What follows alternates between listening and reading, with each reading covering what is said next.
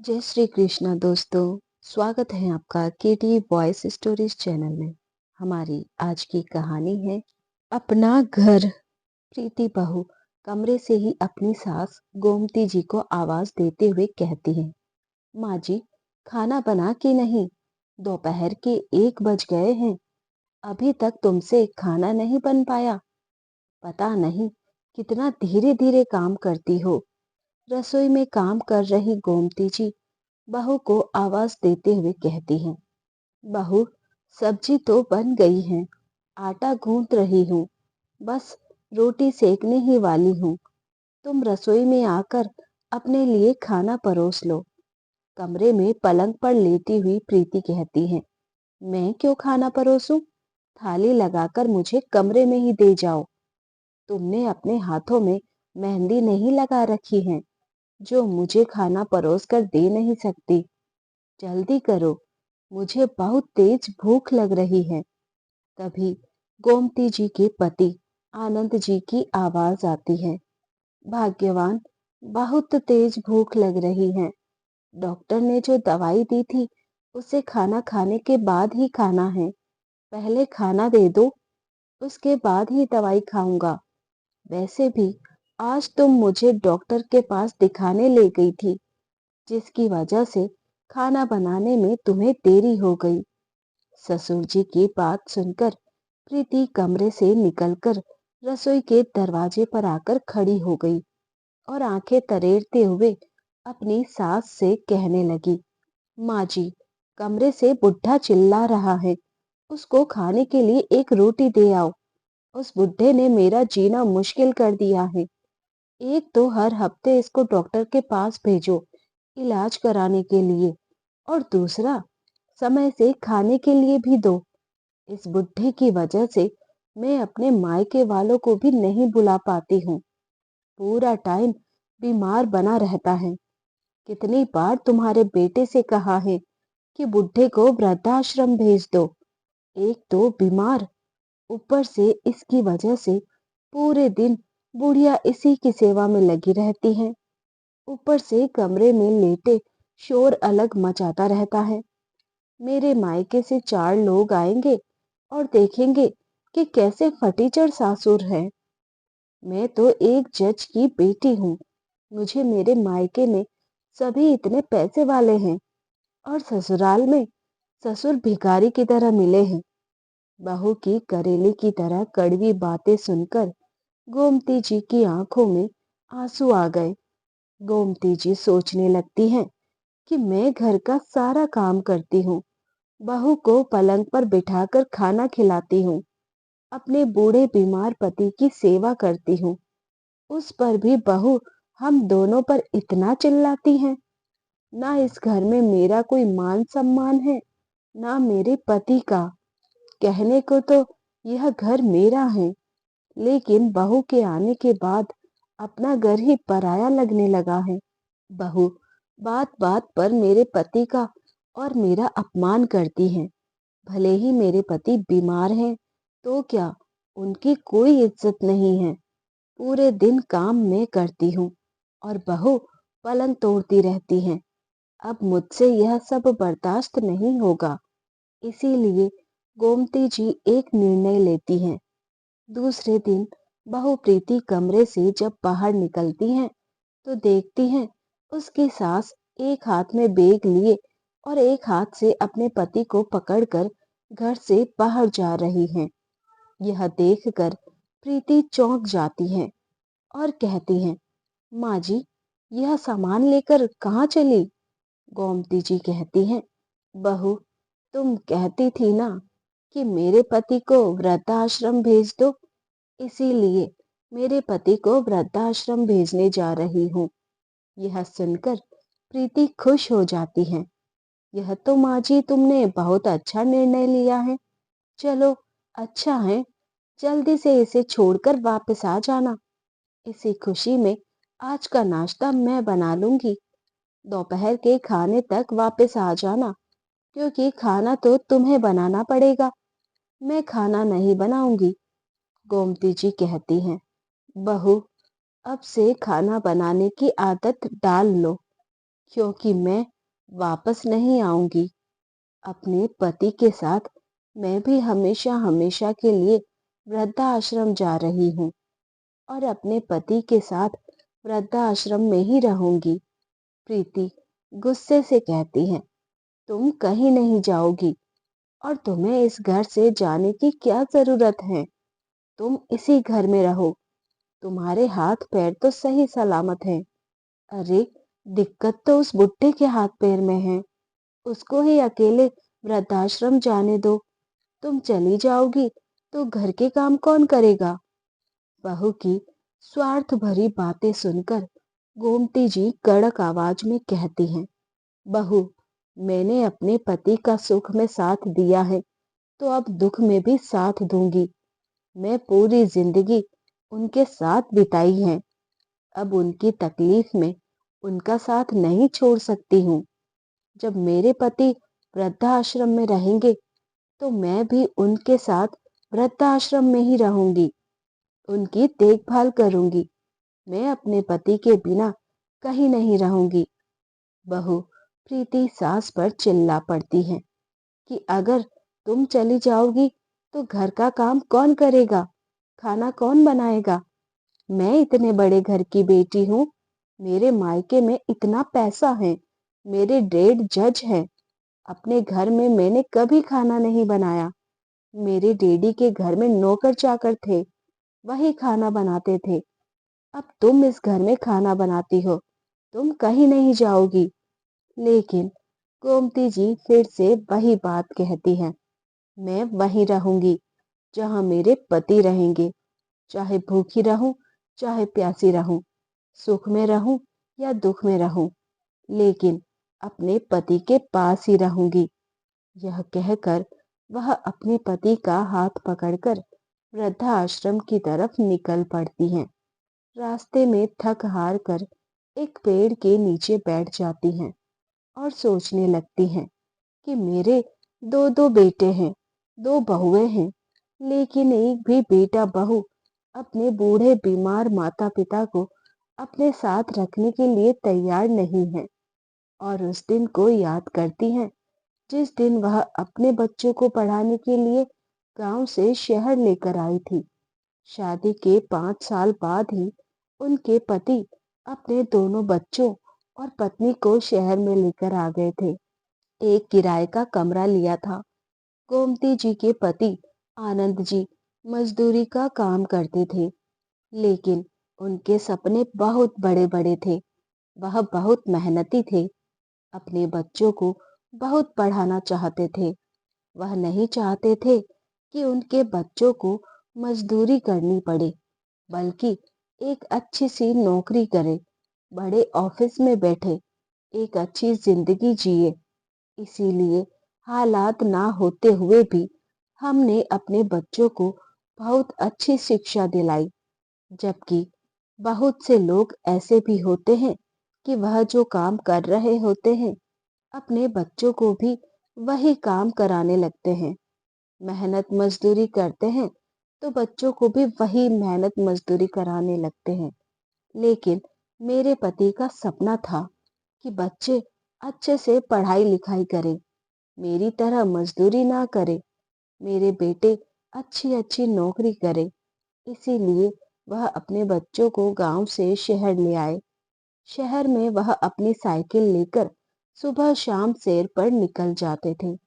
साथ ही अपने खाने का डब्बा भी साथ ले जाते थे।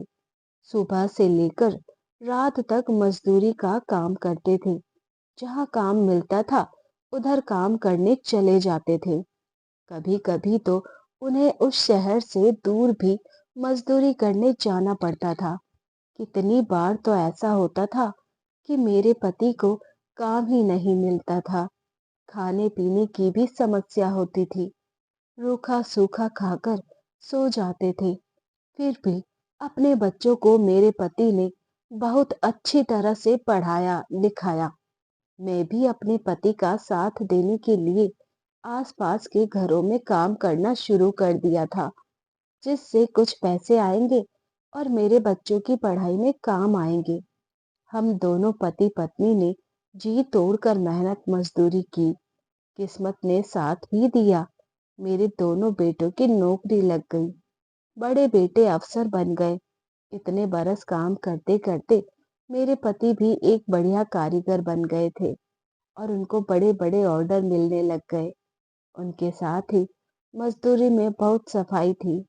पैसे भी अच्छे मिलते थे। धीरे धीरे करके हमने अपने शहर में 2 घर खरीद लिए। मेरे पति ने अपने दोनों बेटों के लिए अलग अलग घर खरीद दिए थे। यही मेरे पति ने जिंदगी की सबसे बड़ी गलती कर दी थी। अपनी सारी जमा पूंजी से घर खरीद कर बच्चों के नाम कर दिए थे। अपने नाम पर कुछ भी नहीं रखा था। सोचा था बाद में प्रॉपर्टी बच्चों को ही देनी है, तो अभी से ही घर खरीद कर बच्चों के नाम कर देते हैं। अपने नाम क्या करना। इसीलिए 2 घर बनवाए और एक एक घर दोनों बेटों को रहने के लिए दे दिया। एक भी घर अपने नाम पर नहीं किया, क्योंकि उन्हें तो पूरा भरोसा था कि हमें जिंदगी भर मेहनत मजदूरी की है, तो वह बुढ़ापे पर बच्चे हमारी देखभाल करेंगे। हमने इतनी मेहनत से इन्हें पढ़ाया है, लिखाया है, तो अब हमें अपने बुढ़ापे पर चिंता करने की क्या जरूरत है। जब बड़े बेटे की शादी हुई थी, तब वह अपने बड़े बेटे के साथ ही रहते थे।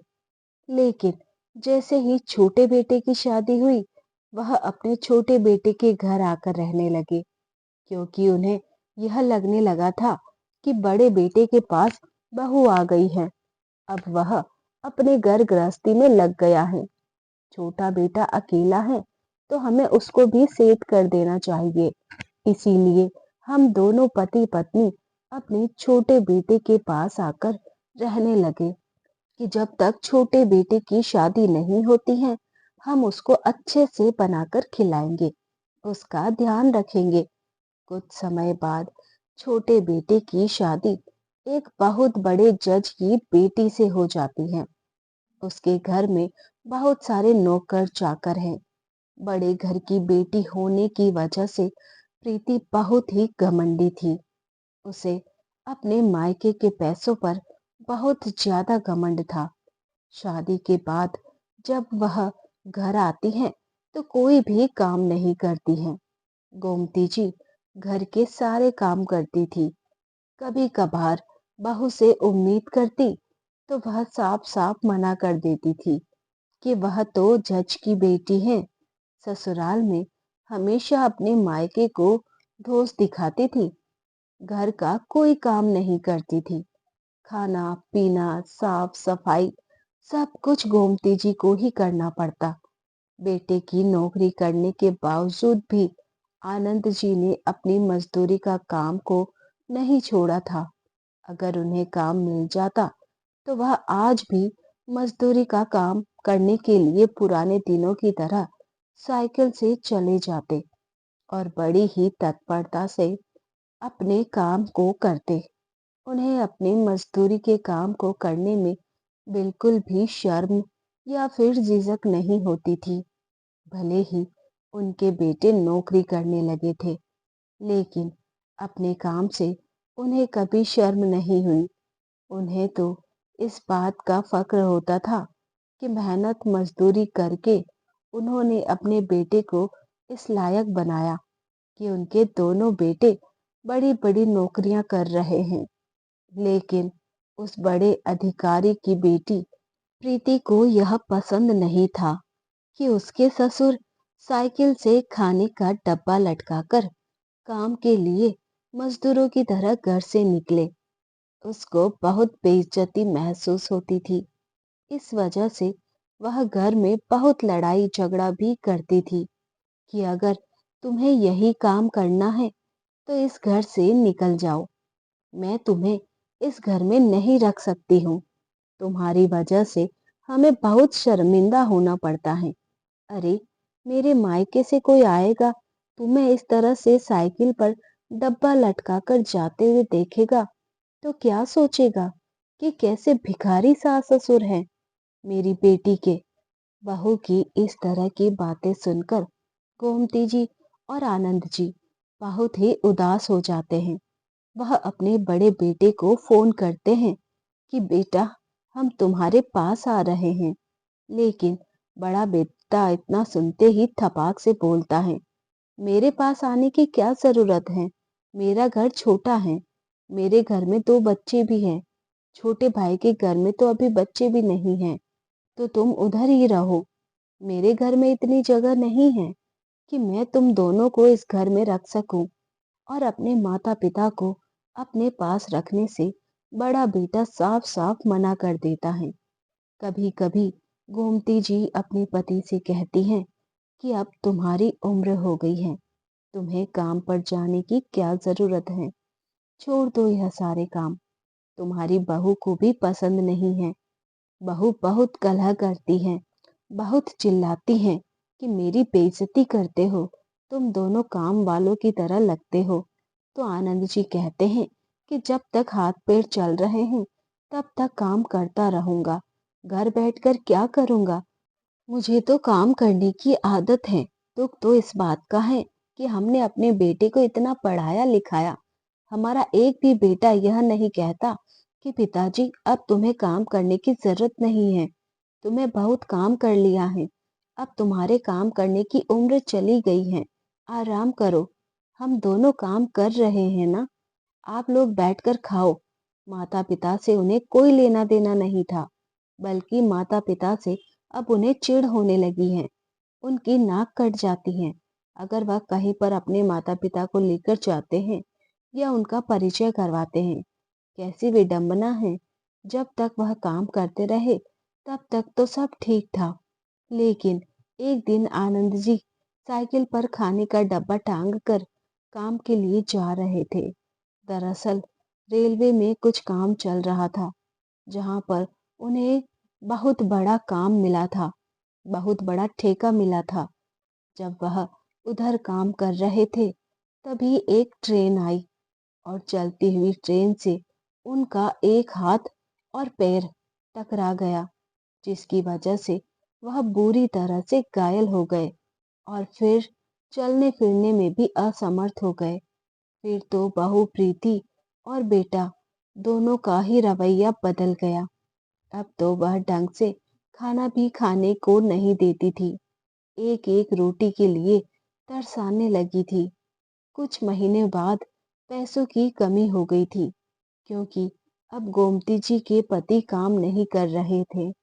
जो पैसे थे वह इलाज में खर्च हो गए थे और बेटा बहू पैसे नहीं देते थे। हाथ पैर टूटने की वजह से वह काम नहीं कर पा रहे थे। उनके दोनों स्वार्थी अफसर बेटों ने उनका ढंग से इलाज नहीं करवाया। गोमती जी सोचती हैं कि पूरी जिंदगी मेरे पति ने मेहनत की, घर मेरे पति ने बनाया, बच्चों को मेरे पति ने पढ़ाया, लेकिन आज मेरे पति के द्वारा बनाए हुए घर में ही मुझे और मेरे पति के लिए जगह नहीं है। लेकिन फिर भी वह अपने बच्चों को दोष नहीं देती, अपनी किस्मत को ही कोसती है कि शायद मेरी किस्मत में यही लिखा था। और वह दोनों पति पत्नी वृद्धाश्रम में पहुंच जाते हैं। वृद्धाश्रम में गोमती जी अपने पति का बहुत अच्छे से ख्याल रखती हैं, क्योंकि उनके पति अपने आप से कोई भी काम नहीं कर पाते थे। उनका एक हाथ और पैर काम नहीं करता था, इसीलिए उनको खाना खिलाना, नहलाना, सारा काम गोमती जी ही करती थी। इस तरह से करते करते 2 साल बीत गए, लेकिन इतने पर भी बहू बेटों को चैन नहीं आया। एक दिन वह वृद्धाश्रम आते हैं, कहते हैं, तुम लोगों को इसी शहर का वृद्धाश्रम मिला था जहां पर हमारे 4 रिश्तेदार रहते हैं। जल्दी से तुम लोग इस वृद्धाश्रम से निकल जाओ। इस शहर में बहुत सारे जान पहचान वाले रहते हैं और तुम कभी कभार उन्हें दिख जाते हो तो हमारी बड़ी बेइज्जती होती है। तो इस वृद्धाश्रम को छोड़कर कहीं दूर दूसरे शहर के वृद्धाश्रम में चले जाओ। मेरे पिताजी इस वृद्धाश्रम को हर महीने 20,000 रुपए दान देते हैं। जब वह पैसे देने के लिए आते हैं तो तुम लोगों की जब शक्ल देखते हैं तो उन्हें बहुत शर्म आती है। वह किसी को यह भी नहीं बता पाते कि तुम हमारे कौन हो, क्योंकि तुम्हारा फटीचर हाल देखकर वह शर्मिंदा हो जाते हैं। इसीलिए तुम लोग इस वृद्धाश्रम को छोड़कर कहीं और चले जाओ, इसमें मत रहो। और वह दोनों बेटे बहू उधर से चले जाते हैं। बहू तो बहू, पर बेटा भी अपने माता पिता से यह नहीं पूछता है कि माँ तुम कैसी हो, पिताजी कैसे हो, कि माँ किसी चीज की जरूरत तो नहीं है। अरे, बहुएं तो दूसरे घर से आई हैं, पर बेटों ने तो अपने माता पिता का संघर्ष देखा था कि किस तरह से उन्होंने मेहनत मजदूरी करके हम दोनों को पढ़ाया लिखाया। आज उनकी बदौलत ही इतने बड़े अफसर बने हैं। माता पिता सोचते हैं कि बुढ़ापे पर हाथ पैर थक जाएंगे तो बच्चे उनकी सेवा करेंगे, रोटी देंगे। बुढ़ापे में माता पिता का चलना फिरना ना हो तो हम उनको टहल करा देंगे। मैं तो कहती हूँ, जो गलती मैंने की है वह गलती कोई ना करे। अपने जीते जी जो भी आपके पास संपत्ति है, चाहे आपके पास टूटी फूटी झोपड़ी ही क्यों ना हो, अपने ही नाम करें। चाहे तो आप उसकी वसीयत कर दें कि मेरे मरने के बाद ही तुम्हें मिलेगी, पर जीते जी अपनी संपत्ति अपने बच्चों को कतई ना दें, जिससे उस संपत्ति के लालच में वह आपके पास रहे और आपकी सेवा भी करे। भले ही आपके पास ना रहे, लेकिन संपत्ति के लालच में वह आपकी सेवा तो करेंगे। आज के रिश्ते स्वार्थपूर्ण हैं, तो बेहतर है कि बच्चों को भी इस तरह के स्वार्थ देना। अपनी सेवा करने के लिए बच्चों को इस तरह के स्वार्थ देना कोई गलत बात नहीं है। हैरानी होती है, जरा सोचिए उन माता पिता पर क्या बीतती होगी जिन्होंने पूरी जिंदगी अपनी संतान को किसी काबिल बनाने में लगा दी। और हैरानी इस बात पर भी होती है कि जो जज साहब की लड़की है, उन्होंने कौन से संस्कार लिए होंगे। और फिर लोग यह क्यों भूल जाते हैं कि एक दिन इसी दौर से उनको भी गुजरना है। और हो सकता है ईश्वर ना करे उनके भी बच्चे उनके साथ वही व्यवहार करें जो उन्होंने अपने माता पिता के साथ किया है। उनकी जिंदगी भी उसी चौराहे पर आकर खड़ी हो जाए। हर बेटे को यह जरूर सोचना चाहिए, माता पिता से बड़ी शक्ति उनके लिए कुछ भी नहीं है। और जिस समय माता पिता को संतान की सबसे ज्यादा जरूरत होती है, वह छोड़ देते हैं। वृद्धाश्रम में रहते हुए गोमती जी अपने पति की बहुत अच्छी तरह से सेवा करती हैं। उनकी सेवा से और वृद्धाश्रम के सहयोग से आनंद जी कुछ ही दिनों में चलने फिरने लगते हैं और 5-6 महीने में ऐसा हो जाता है कि वह खुद से सारे काम करने लगते हैं। एक दिन वृद्धाश्रम के पास में नई बिल्डिंग बनाने का काम चल रहा था। बिल्डिंग में काम तो चल रहा था, लेकिन कुछ गड़बड़ कंस्ट्रक्शन हो गया था, जिसकी वजह से तोड़ फोड़ की जा रही थी। आनंद जी जब पास जाकर देखते हैं तो सारी चीजों को अच्छी तरह से देखने के बाद वहां काम करने वाले लोगों को सलाह देते हैं। जब उनकी सलाह सभी लोग मानते हैं तो बिगड़ा हुआ काम बन जाता है और बिल्डिंग की तोड़फोड़ भी नहीं करनी पड़ती है, जिसे देखकर बिल्डिंग का मालिक और सब बड़े आश्चर्यचकित होते हैं और आनंद जी को धन्यवाद देते हैं। तो वह कहते हैं, उनका तो पूरी जिंदगी इसी काम में रही है। अब हाथ पैरों की वजह से वह भले ही काम नहीं कर सकते हैं, लेकिन अनुभव बहुत ज्यादा है। काम करने वाला ठेकेदार कहता है कि मैं आपको इस बिल्डिंग का ठेका देता हूँ, आप बस बैठे बैठे देखते रहना, कहाँ से क्या करना है। इसके मैं आपको अच्छे खासे पैसे भी दूंगा। आनंद जी खुशी खुशी काम करने के लिए तैयार हो जाते हैं। एक तो उनकी पसंद का काम मिल रहा है, ऊपर से पैसे भी मिलेंगे, और उन्हें इस वक्त पैसों की बहुत ज्यादा जरूरत है। कुछ इसी तरह से पूरा साल वृद्धाश्रम में निकल जाता है। एक दिन आनंद जी अपनी पत्नी से कहते हैं, मुझे ऐसा लगता है कि मेरे बेटे ने मेरे साथ अच्छा नहीं किया है। आखिर हमारी जिंदगी भर की मेहनत का हमें क्या इनाम मिला? यह वृद्धाश्रम, हमने जो घर बनवाए थे वह तो हमारे पास नहीं है, बच्चे तो हमारे रहे ही नहीं। चलो, बच्चों को तो हम वापस नहीं ला सकते हैं, लेकिन मैंने कुछ सोचा है। गोमती जी आश्चर्यचकित होकर आनंद जी के चेहरे की ओर देखती और पूछती, ऐसा आपने क्या सोचा है? मुझे भी तो बताइए। कुछ नहीं भाग्यवान, पूरी जिंदगी बच्चों के लिए किया है, अब बुढ़ापे पर कुछ अपने लिए करना चाहता हूँ, तुम्हारे लिए करना चाहता हूँ। बस तुम देखती जाओ। वृद्धाश्रम आने के कुछ महीने पहले मैंने बच्चों को एक नोटिस भेजा है, बस तुम देखती जाओ आगे क्या होता है। क्योंकि अंतिम क्षण में मेरे बदले हुए निर्देश ने मेरा बुढ़ापा बदल दिया है। गोमती जी आनंद जी की बातें समझ नहीं आती हैं। महीने भर बाद गोमती जी के दोनों बेटे बहू वृद्धाश्रम में अपने माता पिता से मिलने के लिए आए। वृद्धाश्रम का एक व्यक्ति गोमती जी और उनके पति के पास जाकर कहता है कि आपके बेटे बहुएं आप दोनों से मिलने आए हैं। गोमती जी आश्चर्यचकित होती हुई अपने पति की ओर देखती हैं और कहती हैं, पूरा 1 साल से ऊपर हो गया हमें इस वृद्धाश्रम में रहते हुए, कभी भी हमारे बेटे बहू हमसे मिलने के लिए नहीं आए, लेकिन आज ऐसा क्या हो गया जो हमसे मिलने आ गए? माँ का दिल है पिघल ही गया, शायद हम दोनों से मिलने आए होंगे। आनंद जी मुस्कुराते हुए कहते हैं, नहीं भाग्यवान, वह हम दोनों से मिलने नहीं आए हैं, जरूर कोई स्वार्थ होगा तभी मिलने आए हैं।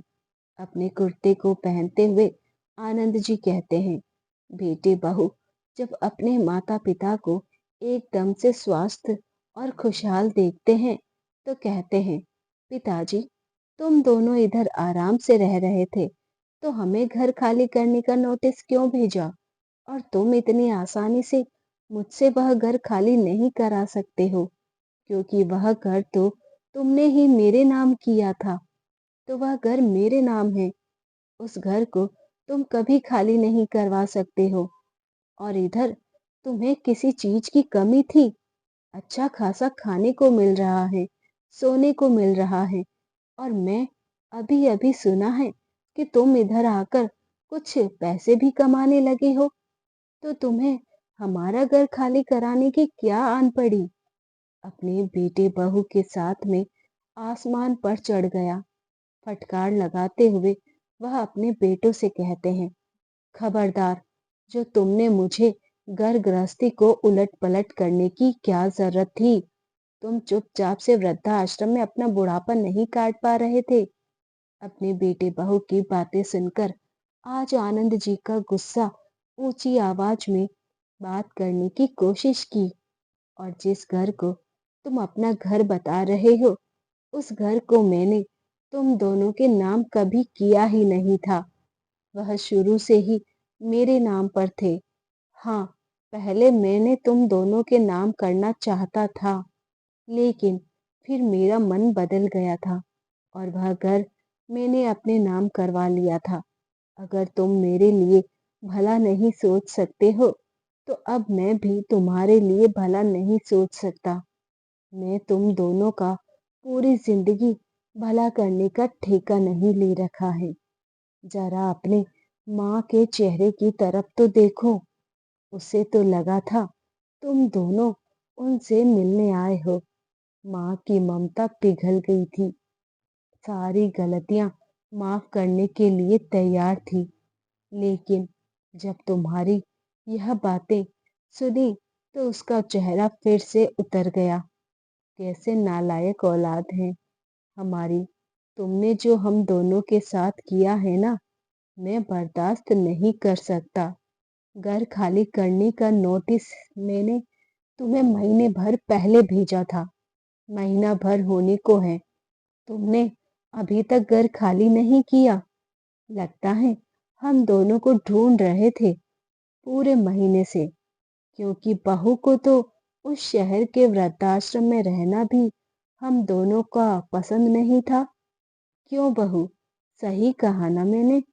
अपने ससुर की बात सुनकर प्रीति कुछ बोल ना सकी।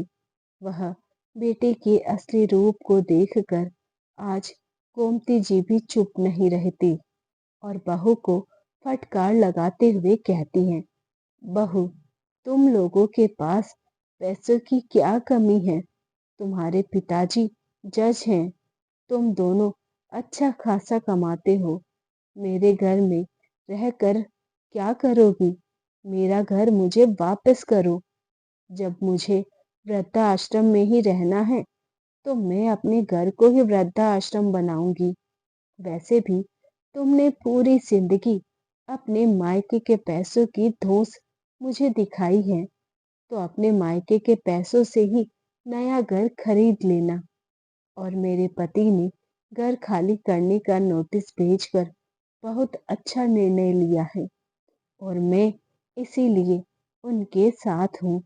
इतना कहकर गोमती जी अपने पति का हाथ पकड़कर कमरे की तरफ चल देती हैं। आज अपनी सासू माँ के तेवर को देखकर बेटे बहू दोनों ही दंग रह गए, क्योंकि इससे पहले उन्होंने अपनी माँ का ऐसा रूप कभी नहीं देखा था।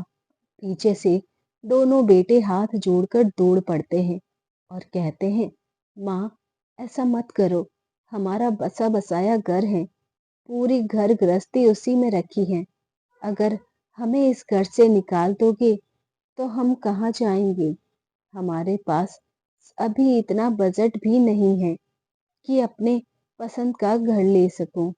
वह यह सब मुझे नहीं पता, वह तो तुम्हारी समस्या है। तुम जानो, जब तुम लोगों ने हमारी समस्या नहीं समझी तो अब हम भी तुम्हारी समस्या क्यों ही समझेंगे? और दोबारा मुझे किसी भी तरह की उम्मीद मत रखना। निकल जाओ इस वृद्धाश्रम से। हम 4 दिन बाद आएंगे। पूरे घर को मैनेजर के हिसाब से वृद्धाश्रम बनाएंगे। सारे वृद्धाश्रम की व्यवस्था अपने दोनों घर में करूंगी। उसके पहले तो तुम लोग घर खाली कर देना, वरना तुम्हें तो पता है, नोटिस मिलने के बाद भी तुमने महीने भर तक घर खाली नहीं किया तो पुलिस तुम्हारे सामान को घर से बाहर भी फेंक सकती है। इसीलिए चुपचाप से तुम दोनों हमारा घर खाली कर देना। अब हम दोनों अपने घर में ही वृद्धाश्रम बनाएंगे। और प्रीति बहू, तुम्हें अपने ससुर जी को वृद्धाश्रम में भेजने का बहुत शौक था ना? अब जिस घर में तुम रहती हो उसी घर को मैं वृद्धाश्रम बना लूंगी। अपने साथ साथ और भी बड़े बुजुर्गों को रखूंगी। बेटे बहू जिस घर में रहते हैं वह उस घर को छोड़ना नहीं चाहते हैं, क्योंकि वह शहर के बीचों बीच बना हुआ है और उन घरों की कीमत करोड़ों में है। इसीलिए वह माँ से फिर से मिन्नतें करते हैं। प्रीति भी कहती हैं, माँ जी, आप चाहें तो उसी घर में पिताजी को वापस लेकर आ जाइए। हमने छत पर एक कमरा भी बनवा दिया है। आप लोग आराम से उसमें रहिए, हम कुछ नहीं कहेंगे। क्यों बहू, हम छत पर क्यों रहेंगे? पूरा घर मेरा है, तो हम तो नीचे ही रहेंगे। अगर तुम्हें रहना है तो छत वाले कमरे में रहो।